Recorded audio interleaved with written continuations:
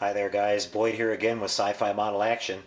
Well, I got home from work this evening and got to put in a couple more hours on the Galactica model now, and it's all finished up. All the windows are sealed, all of the paintwork is done, and I've got it mounted on this nice little wooden stand here with my power switch down there. And I went with a little bit bigger brass rod too because the other one was a little thin. It held it up just fine, but when you touch the model it kind of wobbled like a car antenna and took a little while to stop. So this one's a little sturdier and holds it nice and steady. So I'll just kind of pan around this thing for you. I'm pretty happy with the weathering paint that I did on it. A little bit of a wash, and there's about probably about four different colors in this. There's the hull color, and then there's an off-white, a little bit of tan, and some gray and some black that I just sprayed on here and there around the edges of things to try to give it some shadow and definition a little bit. And back here it's going to not be too bright, but I put some dark work there at the engine exhaust to make that kind of look like it's been heated a little bit. And all of our decals are on and everything.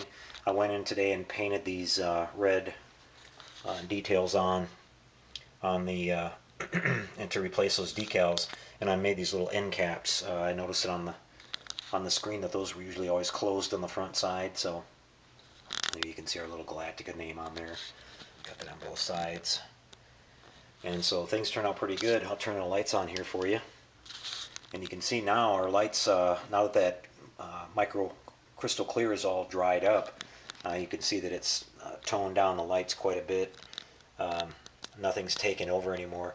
I purposely wanted to make a couple of the windows different size, so I did that, and they're all coming through really well.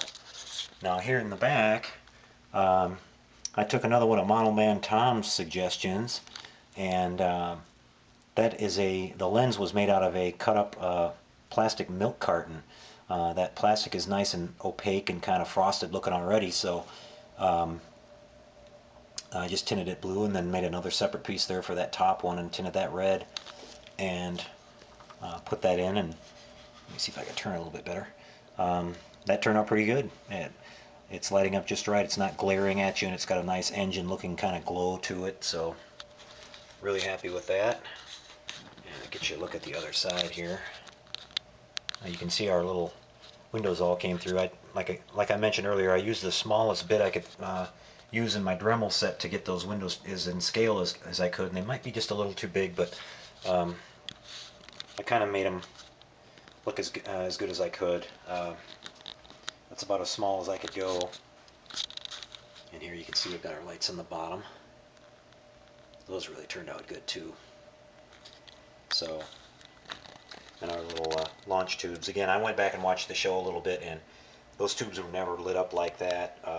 But I think the effect looks pretty neat on this model. It brings it up to date a little bit, just a little bit more flashy. Gives the model a little bit more pizzazz.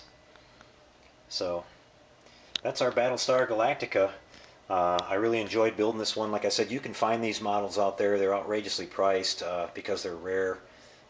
There's rumor that Mobius might be working on a new one of these. If they are, that'd be fantastic. I hope it's about this size. This one's around 18 inches long or so when it's finished up.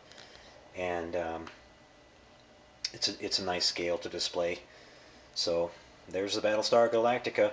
Well, we'll catch up with you on the next video in a couple days on the Sci-Fi Model channel. We'll be starting on the Cylon Raider.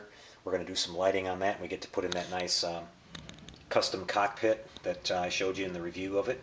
That'll be a lot of fun to do, and that'll be great. So we'll see you then, and until then, here's a nice flyover just like the show of the Battlestar Galactica.